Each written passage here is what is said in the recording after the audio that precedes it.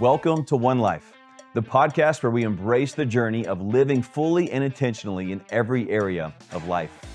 My name is Matt Farnham, and while I don't have it all figured out, I'm walking this journey with you, convinced we don't have to choose between a thriving career and thriving relationships, health, and purpose.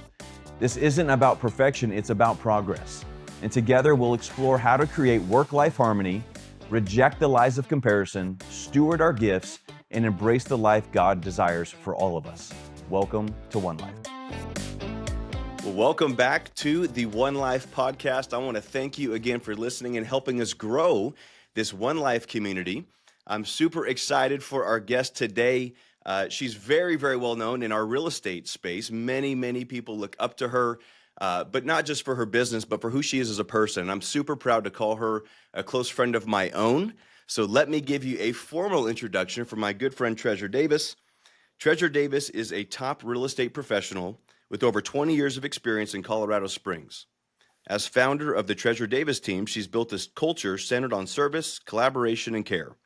Her passion for giving back shows through her work with the March of Dimes, Ronald McDonald House, and the Hometown Heroes program, which has donated over $100,000 to local service members. What began as a solo career has grown into a powerhouse team that helps clients navigate life's biggest transitions with integrity and expertise.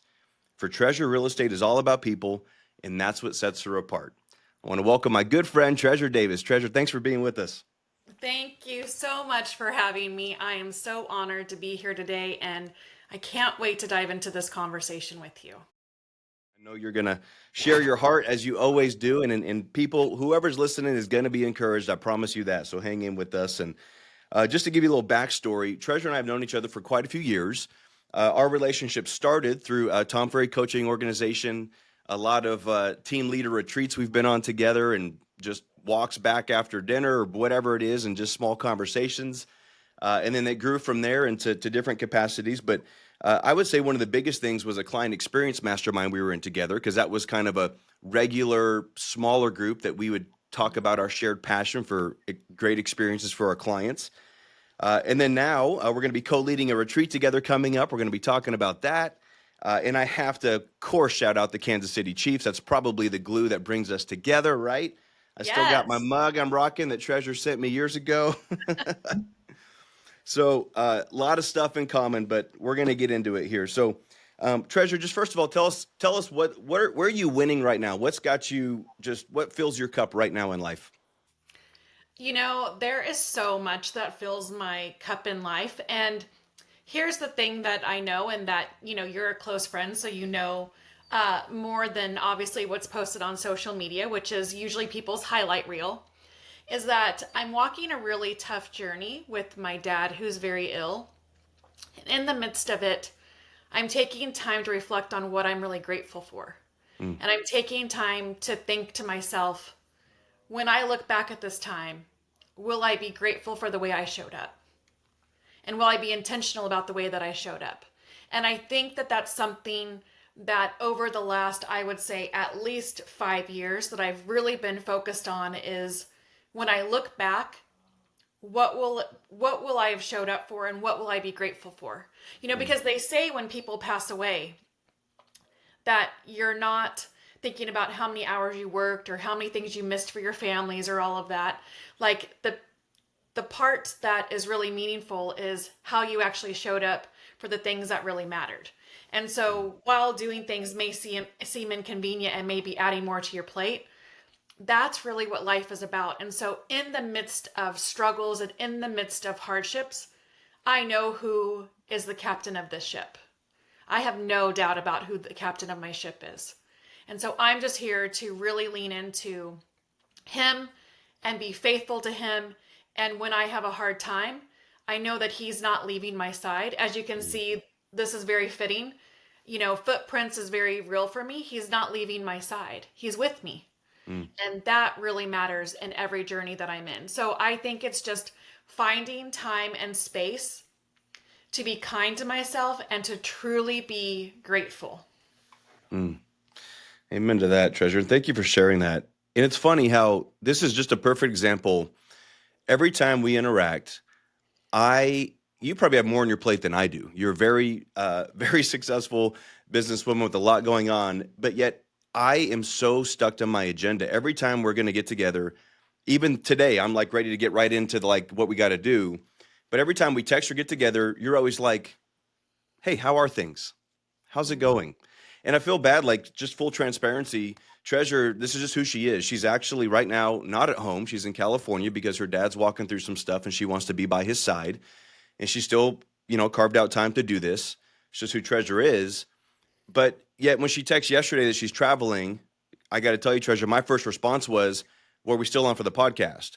Before I said, "Well, how's your dad?" And I caught it right away, but that was just my first reaction because I'm just so stuck to my agenda. And you're such a beautiful example of being present and intentional. So I just want to honor you in that because I don't know if I've ever told you that, but it's very obvious how you show up. Thank you. Thank you. Again, nothing is perfect, but I've really been intentional on, even in the midst of hard times. And when I share a little bit of my journey with people, they're like, "Whoa, you have a lot going on." And I'm like, but I still want to show up well. I'm not going to show up perfect, but I'm still going to show up well. And I've really been honing in on, it's not my agenda, it's God's agenda. And if I'm meant to pivot over here, I'm meant to pivot over here. And that's okay. Yeah. Right. And I used to be very stuck to my schedule. When you're a solo agent selling 120 homes a year, you have no choice but to really be stuck to your schedule. So I do understand that place that so many people are in. And I'm not downplaying it. I'm just saying there is a space for it all. And it doesn't have to be so carved out. We can have it be fluid. Yeah. That's one life, right? That's kind of, you just summed up a lot of what this show's all about is so many of us try and compartmentalize these different areas of our life, but family doesn't stop when you're at work, right? Work doesn't stop when you're with your spouse, right? Kids still need stuff, whether you're, they definitely don't care what your agenda is, right? They always need stuff. And that's okay, right? Yeah. Okay. Well, hey, let's start in kind of the business side of stuff. You have built an unbelievable business with your team. You're probably too humble about what you guys do. I mean, selling hundreds and hundreds of homes a year. But what I really admire about what you do are a couple things specifically. Your company culture. One thing I know about your team is the longevity and loyalty that you seem to have. I mean, people stay with you for years and years and years, which is not common in our real estate space.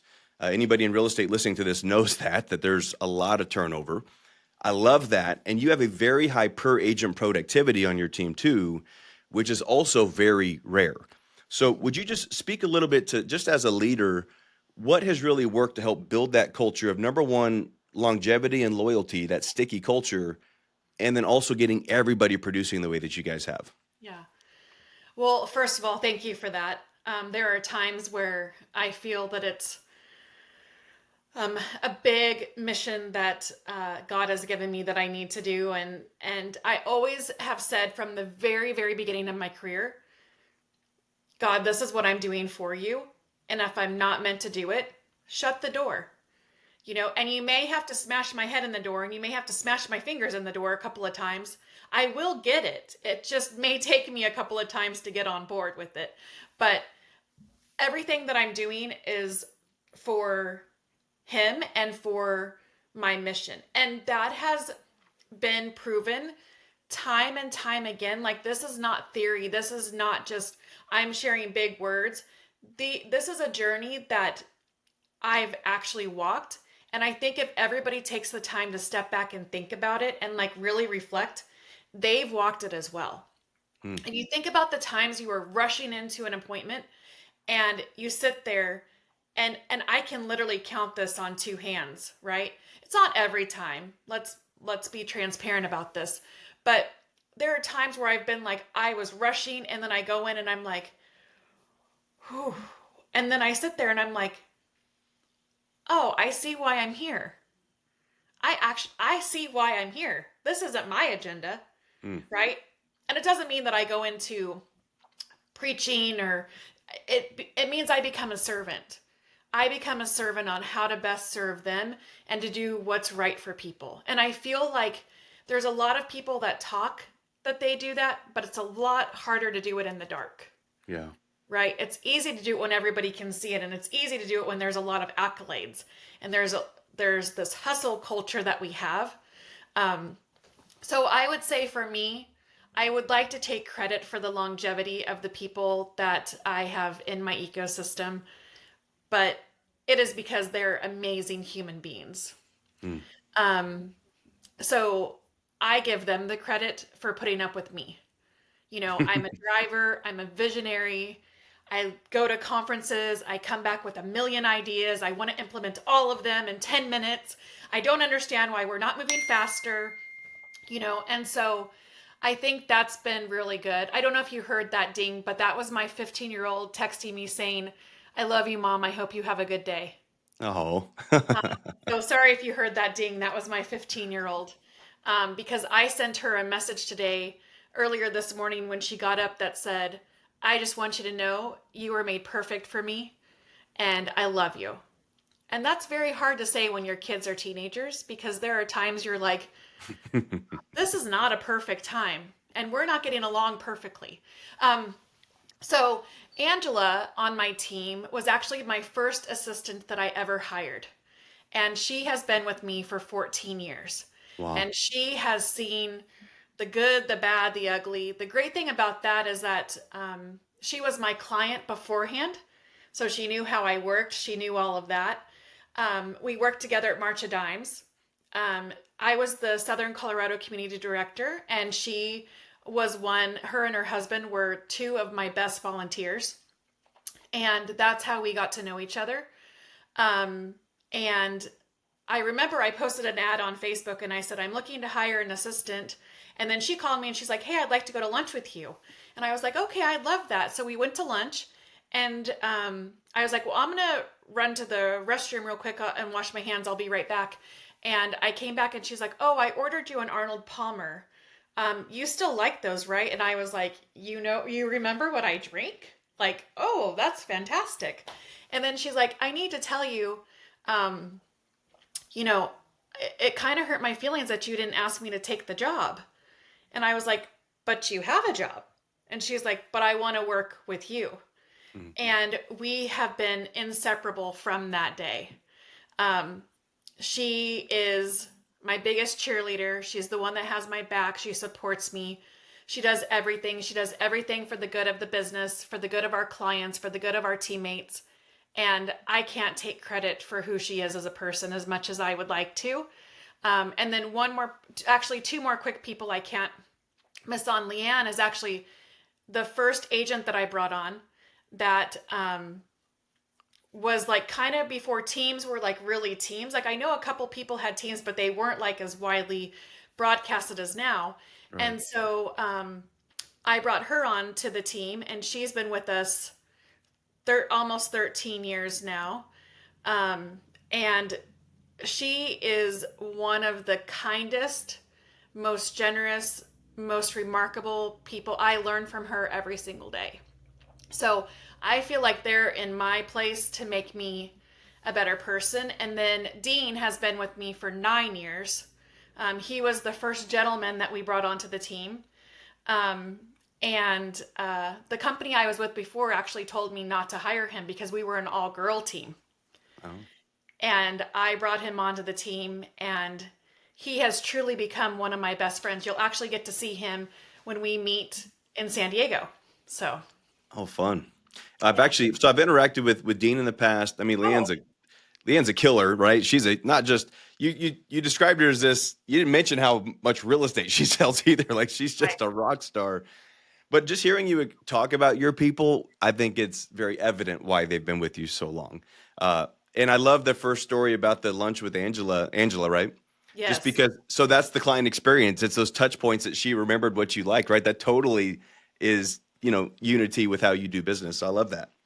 Yeah, and with all of them, like Leanne and Dean have been with my clients for so long that they all know them, and I forget that, Matt, you've been around both of them before for many years, because I'm just like, "Oh, you have to meet them. They're fantastic." And you're like, "I have," and they are fantastic. I'm like, "Oh, well, you need to meet them again because they're even more fantastic now." But it's like, things like with Angela, for example, is I can be like, "Remember that blue house on that corner we sold?" Right. and they had that really weird tree. And Yeah. she's like, "Oh yeah, 123 Banana Street. They were the Smiths." And I'm like, "How do you remember that? We've sold Yeah. over 3,500 homes."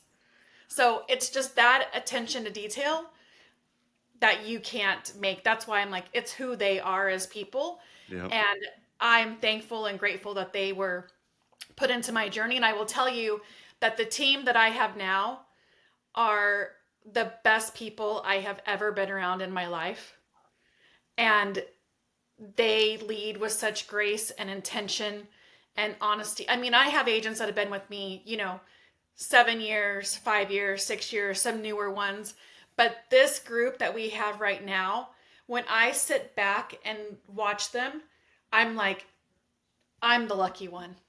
I'm the lucky one that you're trusting to come alongside of us. And I think part of it is, and they know this, I'm like, this is not my team. If you say it's my team, I'm going to go into the story about how the team was created.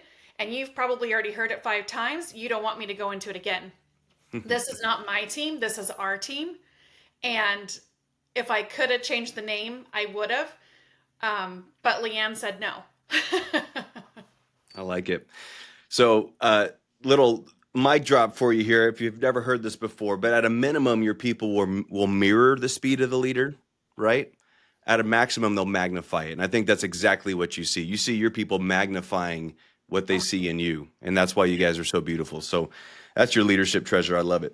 And Let's, then one thing really quickly is talking about the production. I don't want to skip on that because I think that is something that, is very important. Our agents, our previous small cohort, which is still pretty much still together, we were all doing 50, 60 transactions each a year. Leanne and Dean are still right in there. Like they're still crushing it. I'm still at 40 transactions a year. I'm trying to weave myself down a little bit. But I think the biggest thing is that I don't ask them to do anything that I'm not willing to do. I do open houses. I do door knocking. I do circle dialing. I have past client events. I show up when it's hard. I lean into hard conversations. And so they're able to actually see that. I didn't start a team to be like, well, I'm going to have them do all this work and I'm going to get all this money, because when you run a team, you realize that's the furthest thing from the truth, right? But when you're thinking about a team, you're like, wait, I can have all these people do all this work and I can be on a boat somewhere. No, actually, you can't. You actually end up working harder, just sometimes in different areas and sometimes in all the areas. But I think for me, it's been, I show up, I'm in the office, I'm doing the things that I need to do. I'm making my 10 conversations a day, still 20 years later. I'm doing those things as well. And so I think that's what leads to really high per person productivity. it's beautiful. Thanks for sharing that. Yeah, you might be able to get yourself more time, but you're not going to get more money. That's for sure, unless you keep doing the work. So let's transition to this faith journey that, I mean, you've been on a faith journey for many, many, many years, obviously. But from my perspective, and maybe I'm wrong, Treasure, but I have seen it in the last few years, you lean even more boldly into your faith than maybe the first handful of years I knew you. Not that I knew you didn't have a relationship with God and walk with Jesus and all that, but to me, it just seems like you've leaned in even more. I'm just curious, what would you say about that? What's that journey been like for you? I'm very thankful to have a great coach, which you do as well. Tom Ferry has been a great mentor and a coach, and I've watched him for many years, as I know you have as well, lead by a true example.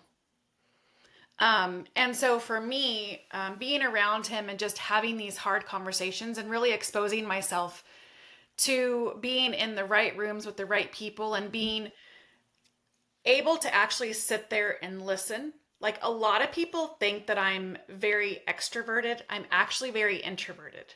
And I would rather sit and listen for things that I need to learn than to be the one talking. And so that's one thing that I'm like, I think something that we need to do more of is we need to listen to actually hear, not listen to just respond.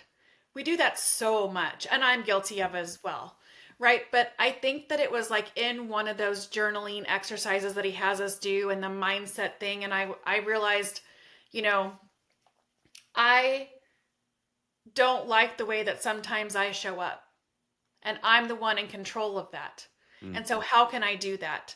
And what does that look like? And for me, that was to choose not to drink alcohol. And it wasn't that I had an issue. It wasn't that I was an alcoholic. I'm not shaming people that are. I'm just saying, like, for me, it was just I was drinking when I went to conferences. Well, I was going to a few conferences, and I didn't like the way that I showed up. It wasn't who I wanted to be. And so, after lots of conversations with Tom, because I consider him one of my friends, we had a great conversation about it. And we were in Dallas, and I have not touched a drop of alcohol since then. And a lot of times people are like, oh, well, you had a problem or this or that. It's like, no, I was choosing myself. I was choosing my mindset. I was choosing my future self for a decision that I was making today. Mm. And a lot of people think, oh, well, that's just so easy. There's a lot of social pressure, especially at conferences, around drinking. Oh, yeah. And that was another journey that I had to walk into and really lean into my faith to say, I'm going to show up differently to these people. Like, I'm not going to be the one that's out till 2 a.m. having a great time, right? I'm not going to be the one that's more outgoing, because alcohol makes me a little bit more outgoing, makes me want to talk a little bit more. And so I just had to figure out who I wanted to be and how I wanted to show up best.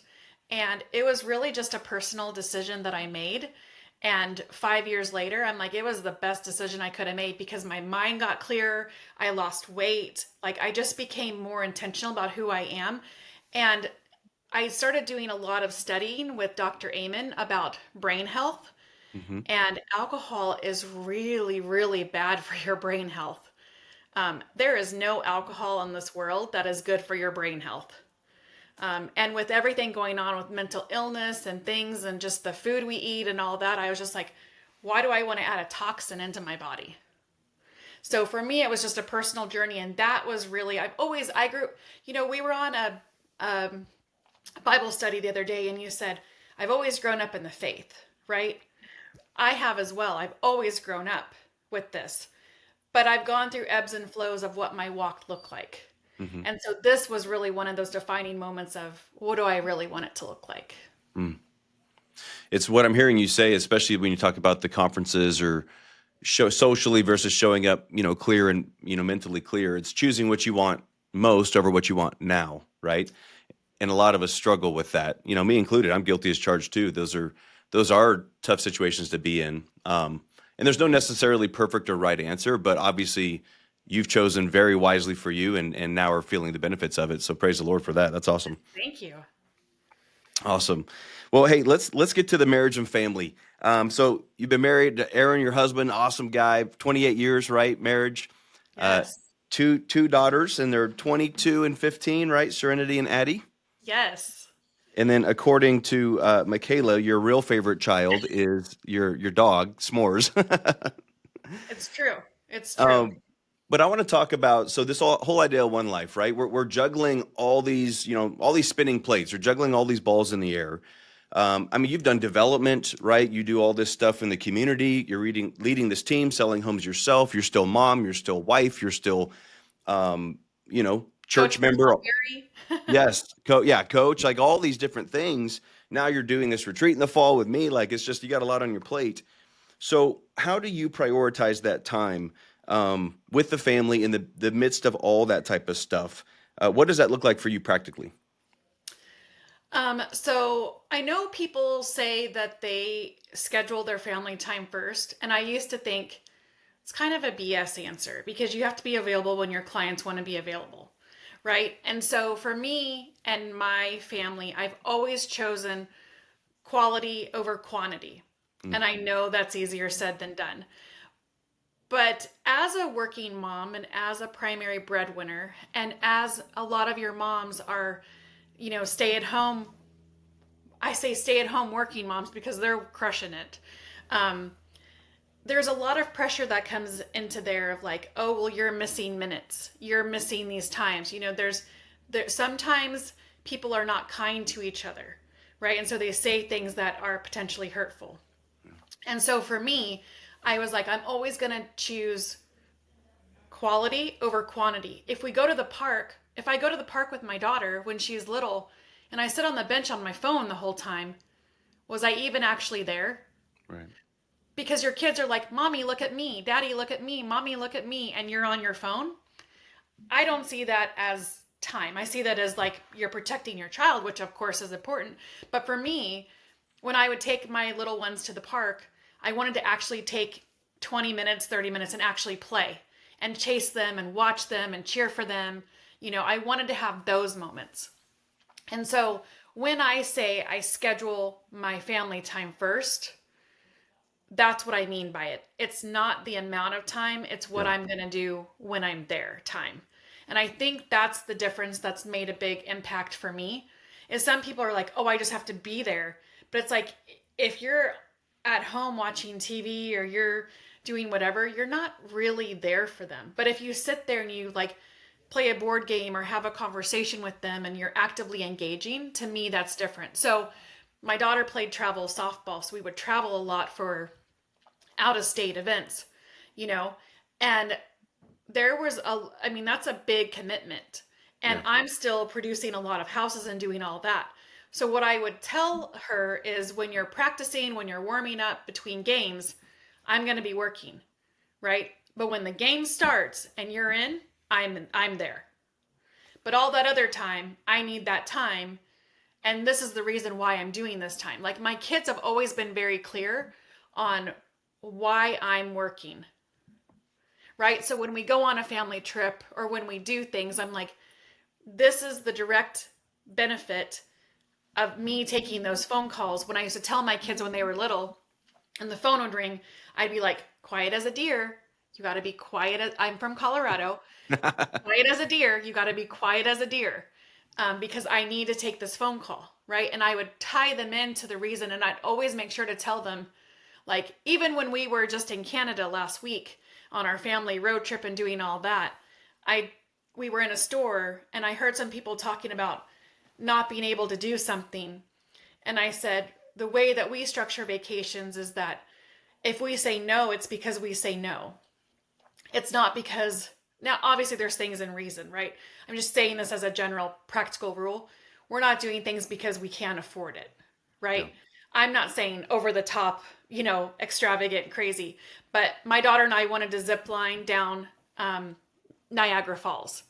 I wanted to be able to say yes to have that moment with her, not say no because I didn't save enough to be able to have that moment. Love it. And then I was able to have that moment with my girls, and I was still at 22 and 15. I still peppered it into the conversation to say, this is why your mom and dad work so hard, is so that we can do this. Yeah. Sounds like you just got another beautiful text from your 15-year-old. Treasure, you just said so much to lean into there that aligns so much with One Life and a lot of the principles we talk about. One thing you talked about, quality over quantity.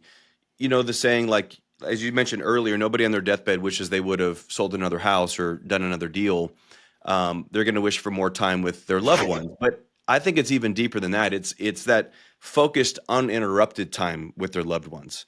That's really what we remember, those present moments. And proximity is not presence. We've talked about that before on this podcast, but that's something really huge to get your head around. And guilty as charged. Literally last night, Treasure, I'm with my kids. We were headed to a movie last night, grabbed dinner real quick. We're sitting at a little pizza shop. I'm on my phone. My little guy, Colton, says something to me. And my response, I don't know how I responded. He said, "Did you just agree with me to get me to stop talking?" And he's pretty clever. And I'm like, ouch, so I wasn't present in the moment and he could feel it. And my kids have called me out on that many times over the years. And it hurts when they do. But it's something we need to be very mindful of is, are we stepping away in our business? Can we build our business in such a way where we can step away confidently and be present and not have to worry about checking in? And if that means less frequent, but more focused, the kid, when we're there in proximity and we're not focused, that could be counterproductive sometimes, right? Absolutely. Yeah. The other thing I love that you said is you communicated to your daughter that, hey, I'm going to be working while you're warming up. Sometimes we just got to communicate. Our kids can handle that. But if they know when they can count on us and we show up when they expect us to show up, but they know you're working during warm-ups, that's a win. That's awesome. I haven't heard many examples of parents communicating it that clearly to their kids. That's awesome. And not that she was asking for it either, right? Sometimes a lot of kids, they won't externally express what they want. But when they do, Matt, just like you shared a second ago, they're zingers, right? They're really big zingers. Yeah. And so, like for me, when I take my daughter to school, there are many years I was on the phone the minute I got into that car because that's my office. Mm-hmm. And, there's been times where she said things and I'm like, okay, when I drive her to school, like I'm not on the phone because, you're driving hands free. So it's echoing in the car. And I'm like, when I'm driving her to school, I'm not on the phone. I'm not on the phone hands free. I'm not doing any of that. I'm being present with her and leaning in to encourage her to have an amazing day because she's going to have things thrown at her as well. Mm-hmm. And I want to know that I can have hard conversations with her, not in that moment. I'm a really big proponent of not ruining your kid's day in the morning. I don't want to set them out the door to be grumpy. The conversations that I want to have with them or things I want to parent them about come after they get home and after they've had a snack and had a few minutes to like decompress from their day as well. Right. And so that's really important to me. One thing that I always have been really reflecting on is you don't get a second chance to do this well. We have one life. There's no second chance. And the beautiful thing about it is it doesn't have to be perfect. It just you can reflect and you can make adjustments if you're self-aware enough to make better decisions the next day, right? So you had that experience with your son yesterday. That doesn't feed into today because today's a new day. God has given us a new day. Today's a new day to make a better outcome and to just do 1% better, right? And I think that's one of the reasons why we're such great friends is because you hear that feedback. You don't hear that feedback to snap back, right? And say, well, the reason why I'm doing this is, you're saying, ooh, I hear that and I reflect on that and it's going to resonate in my brain a little bit and I'm going to be cognizant about that moving forward. I think what a lot of people do is they hear it, it feels like an attack to them, and then they snap back and say, well, the reason why I'm doing this is because I have to keep the utility bill on. The reason why I'm doing this is because we don't have any money. The reason why I'm doing this is because you need new shoes for school or whatever, right? So for me, I think it's building alignment over achievement, building people over pressure, and really leaning into purpose over hustle. That's been much easier said than done. I'm getting a taste of why you're such a good coach. why so many people in our ecosystem want you to coach them. Thank you. That's very kind, Matt. Thank you. Well, you just said so much, Treasure, and there's no way we're going to get to everything I had and I wanted to cover today, but I don't want to skip over this. I think for those of you listening to this, one thing I would like you to lean into is Treasure works her tail off, and she's not bashful about that. But I think what I'm hearing you say, Treasure, is you've been very clear about what you're building as a family with your kids. So here's the deal, guys. If you're working hard, again, do they know when they can count on you? And do you show up when they can count on you? But if Treasure's not home for dinner, if I'm not home for dinner, it's because my kids know that we're on mission as a family. They know what we're building as a family. But if that's communicated consistently and clearly what the purpose is, then they're bought into the mission. If they don't know, if they're in the dark, they just feel neglected and forgotten about. So it's all communication. Would you echo that? Absolutely. Absolutely. So good. Just practically, maybe just kind of rapid fire. I know you have you've mentioned some really cool boundaries that you've come up with you and Aaron, with you and the kids, when it comes to kind of work and family. So how you come home, things in the bedroom. What are some of those examples? Yes. So actually, this is something that we all know, but it's actually something that S'mores taught me that I actually was in receive mode to actually hear Hold on. is Did you that, say S'mores taught you your dog? yes, my Okay. dog. Listen, people that have animals like will understand. Like, Okay. I don't. So I just had to double check. I heard that right. yes. So what I learned from him, which I've always known. How many times have we walked in the house? Well, I don't know if guys do this, but girls carry in like 3 different drinks, 2 different bags. Like, I don't know why we carry so much stuff around, but like Aaron gets into the truck and he just gets right in. And I have like a whole suitcase, 3 suitcases full of stuff and 3 different Yetis and all this stuff. So I walk in the door and my little sweet guy, he will not take it. He will not stand for it. He wants 2 minutes of undivided attention. Mm-hmm. If I'm on the phone, that is one of the times that he will bark. He's not a big barker, but when I come home, he's at the door, wiggling his little bottom. He wants to see me. He's so excited. He's been waiting for me all day, right? And then he runs up onto the couch and he's just like, oh my gosh, I have so much to tell you about this day, right? And he's just so excited. And when I walk in on the phone, he follows me around and kind of whines a little bit. Like he's like, but when I stop, I put everything down and I stop and I give him 2 minutes and I pet with him and I play with him. I can then go on with my night because I've given him that intentionality. How many times do we do that? And I'm very guilty of it. Like, how many times we just walk in and go straight to cooking dinner or straight into like, the house is a mess. We need to do this better. We need to do that, right? Yeah. How many times have we gone into that instead of greeting our spouses or greeting our children the way animals greet us? And I think that that's something that I had kind of missed because when I would come home, my kids would be so excited to see me, mommy, mommy, mommy, and run up and hug me and do all of that. And I had forgotten that piece of the journey. But do we do that with our spouses? And I'm not saying we need to go up and like wiggle our tails, but do we need to go up to them with intention and say like, I'm really happy to see you. Yeah. Like I'm focused here. And so that's something that actually my dog taught me and reminded me like that's important. It's not all night. It's 2 minutes. It's 2 minutes. So you're definitely bringing up this dog example when we do this retreat because I think what's funny is I'm picturing like Leslie probably thinks I wish she was the dog that comes up and wagged her tail when I come home, but she's got her own agenda. She's her own, like we're all busy. And I'm feeling convicted right now because I know there's multiple times I still got the backpack on. I still got my hands full and I got a kid hugging my leg or something and I'm not ready for it yet emotionally. Well, I shouldn't have walked in the door yet if I wasn't ready for that yet. And that stuff's tough. And I mean, there's times, we have our location shared. So I'm sure there's times that my kids, especially when they were younger, my husband sees me, I'm just like driving around the neighborhood. I'm like circling the neighborhood because I'm on a phone call and I need to finish the phone call. Mm-hmm. Right. And there have been so many years and so many times I walked in on the phone.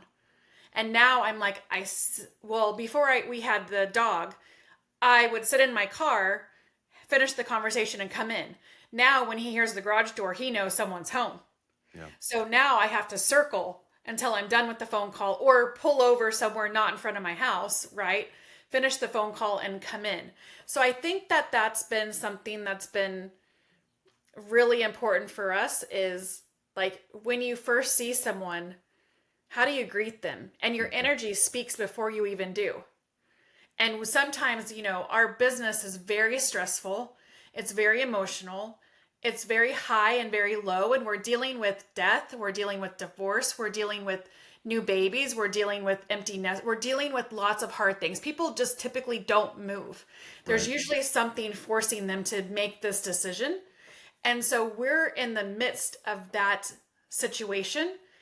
And so we have to kind of give ourselves space to like decompress those feelings for a little bit. I'm nowhere near comparing us to like first responders or doctors or anything like that, but I'm saying we do deal with really heavy things. Right. When people are hoarders and they're suffering from mental illness and they're doing things like that, how do we handle that? And how do we show up in those situations? But then how do we not leave the tank so empty when we come home that there's nothing left for the people that matter most. Mm. And so for us, the things that we put into place is, and we're guilty of it because we work together, right? I'm the visionary. I like to spend money. I like to have fun. I like to do client appreciation events. That's my love language. And my husband's is financial. It's details, it's operations, it's financial planning, it's bottom line, it's numbers, it's all of that.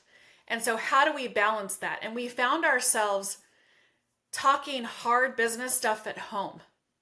And we found ourselves kind of feeling unintentionally, of course, but like kind of, for lack of better words, like attacking the other person when they were in the shower or when they're getting ready for bed or when they first wake up, right? And so we had to put some boundaries in place that like we do not talk business in the bedroom. Yeah. The bedroom, the bathroom, the closet, we do not talk business in there. And if there is something that we need to talk business about, we have a downstairs office and we'll say, can we talk business to each other? And then we go in there and talk business.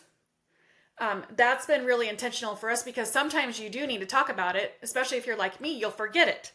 So I can't save it for the next day. I gotta, and I'm one of the people that I'm like, if I'm thinking it, I need to just say it and get it off so I can move on. Right. And so us having those boundaries in place has been very beneficial for us.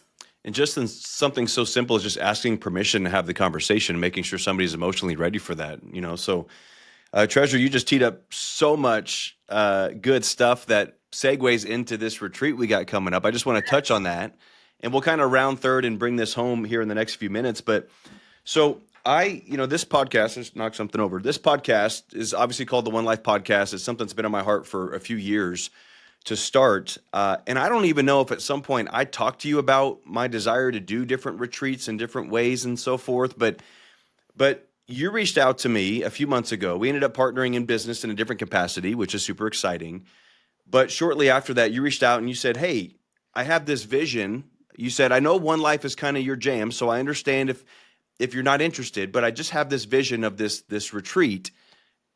I'm just curious. I haven't even asked you this yet. Like, what made you call me on that? Where did that come from? I mean, it just came in like my morning devotional time. And I was just thinking like, I'm always looking for like, I'm a visionary. I'm always looking for like, what's next? What's next? Like, what are we going to do? Like, what's exciting to me? Because this business is very hard and so I'm like always looking for something that I'm like, ooh, that fills my cup. Right. And that's one of the reasons like why I coach for Tom Ferry. It's because it fills my cup up. Like to be able to come alongside other business leaders and be like, how does this work for you? Let me talk about pitfalls. It doesn't mean you're not going to fall off, but let's try to put in some guardrails that are the best for you. Right. And so for me, it was just in devotional time. And I was actually pretty hesitant to talk to you about it because I'm like, I don't want Matt to think that like, I know what you're building and I know what you're working toward. I never wanted it to be where I was coming to say like, either we do it this way or I do it, or I go over here. I was just like, I wonder if, like, I just wonder. And so that's when I approach it to you. Cause I'm like, well, Matt won't yell at me. He'll just be like, hey, that's a great idea. Like, let's put it on the back burner. Like a nice way of saying, no, thank you. Right. And so it just came up in a devotional time. And I was like, I wonder if. So I wish I could say it was something more than that. We both know who orchestrated the conversation. Right. Again, I can't take credit for it. Your name was the only name that popped up to ask the question to. And my response was, Leslie, you're not going to believe this. God finally sent me somebody to do this with, because it's like it's hard to get these things going on your own, and total God thing. That's awesome. So we have a Better Together One Life retreat that's going to be this fall. So I know this podcast will be evergreen, so that'll come and go, and somebody will still listen to this. But it's going to be a retreat for driven realtors and their spouse, whether or not their spouse is licensed or not, doesn't matter. We know as an entrepreneur, they're in the business with you. So we're going to lean into strengthening the marriage, but also building the business in such a way that supports that marriage, right? Instead of the business running your life, it should support the life by design that we all want. So this is what we're doing in the fall. Super exciting. Treasure, why do you believe this retreat is so needed right now for real estate couples? I really believe that this is needed right now. For one, when we did our research, there's nothing else like it. And we're in a high pace, high stakes career, and our spouses, whether they're in the business with us or not, are in the trenches with us. Right? You've seen those TikTok videos, again, kind of making light of it, where the husband's like, my wife's a realtor, I didn't sign up for this job, and he's putting the signs in and putting the open house signs up and, kind of making light of it. But I'm like, how often does that actually happen? And we go to these conferences and we do these things, and sometimes our spouses are able to attend and sometimes they're not, right? Like Aaron's been able to come more recently because our children are older. Right.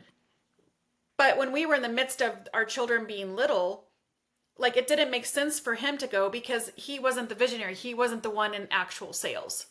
And so it made more sense for him to be the one at the home front holding things down, right? And so for good or the bad, that's the way that we structured it. But I know a lot of other people structure it that way, where they come home and they're excited about something and their spouse is like, I don't even understand what you're saying to me right now because I don't speak real estate lingo, right? And I think this is a chance for people to come together. And one of the things, this is when I knew, well, there's been a few times that I knew this was right. And one of the things that you said that really resonated on my heart was you said, we have missions, we have vision, we have core values for our business. What do we have at home? And I was like, I don't have any of that at home. And I pride myself on my culture. I pride myself on what I'm building, with my company, but I'm not doing that at home. I'm not building things like that. So I think that's really important and structuring it in a way where we're living intentionally, right? We're learning to say no, which is so hard. We're realizing that you can't put your family in a box and come back to them later. Right. Because the minute you try to do that, the school's going to call. And you know what? For those of you, come to the retreat if you can. If not, obviously, this is why we want this podcast and this community to have an intentional space for these intentional conversations that we need to have. Like, we don't have time today, Treasure, but there's so many other things to talk about. Because what you just alluded to about putting the family in the box and the school calls, you're also mom. Like, I'm a man and dad and husband, and let's just be honest, that's a different hat in many, many families. And there's things that you wear on your, the weight on your back that I'll never understand as a mom or as a wife, and those different things, or, different capacities of the woman maybe being the primary income earner in a family. And like, there's so many conversations we need to have that just don't happen regularly in our industry because we're too busy putting people on stage that have the production or the top line GCI or whatever. But how profitable are they? What's their family look like? How do their kids talk to them? Like, maybe they do, and Lord willing they do, but so many we celebrate the wrong things in our industry, Amen. So lots more conversations to have on that stuff. But I'm looking at the time. I want to honor your time just being with me. So let's bring this home. And I have a loaded question for you to wrap this up, Treasure. And that is, you're a team leader, you're a coach, you're a mentor, you're in development, you're doing, stuff that makes your heart sing on the side through charity and through impact and all these different things we've talked about. This is all the idea of one life. So how do you find alignment in all those things? And the second part of the question is for somebody who's listening, struggling, because they got all these spinning plates also. And they feel like, how does Treasure do all that? Like, what would you say to leave them with to encourage them? So how do you find alignment in all those things? And maybe what would you leave our audience with as an encouragement? I would say sometimes we chase perfection because that's what social media shows us. But that's just someone's highlight reel. Like, they don't actually see what's going on, right? And it's only when you're really walking in someone's life do you really actually know what's going on. Unless you're one of those people who post cryptically online that says, pray for me today. That's all. And then they want the comments that is like, what's going on? Are you okay? What's going on? Right? And I've always been like, hey, if someone's going to post that, I'm going to call them. I'm not going to post what's going on. I'm going to call them and say, where are you struggling? How can I show up best for you? What does that look like? Mm. And so I think it's really honing into the people that show up when your life is messy and not when it's polished, right? Treasure on Tom X stage is not very different, but I'm polished. I've been practicing to show up for 20 minutes in a certain light, Yeah. right? But I have a big family. And with big family comes big things, right?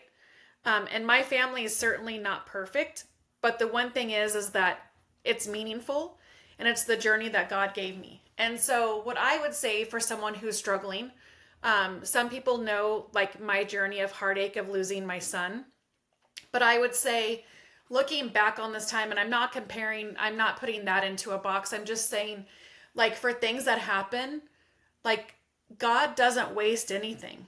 Mm. Not the pain, not the waiting, not the detour. Like it's all part of our assignments. And when we wake up every day, like we've had a week of lots of people, famous people passing away. Like, and then I don't know if anybody ever does this, but I'm like, how come I woke up breathing today?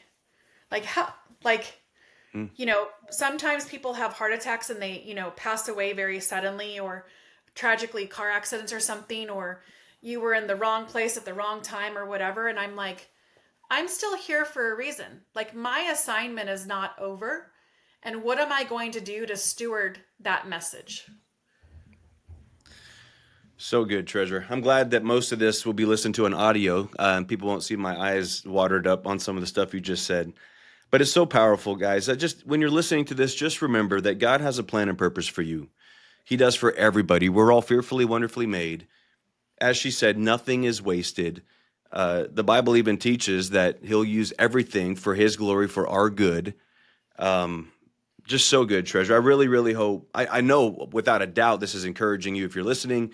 I really hope you'll share this episode with somebody, because somebody you know that you're walking life with needs to hear this, because she said a lot of things in this last 45 minutes or so that I know would encourage your friends. So share it. Treasure, thank you for being here. This means the world to me.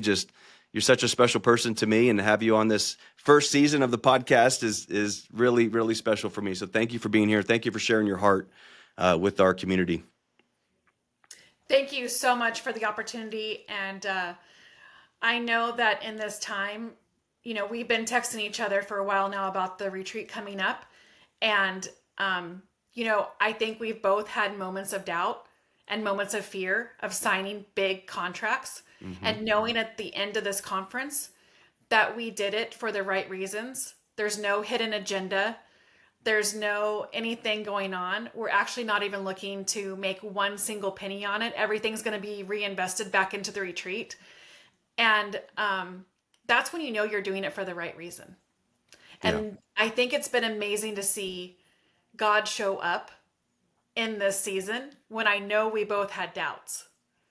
And I know we both had moments of, oh my gosh, what did we actually do? Right? Mm-hmm.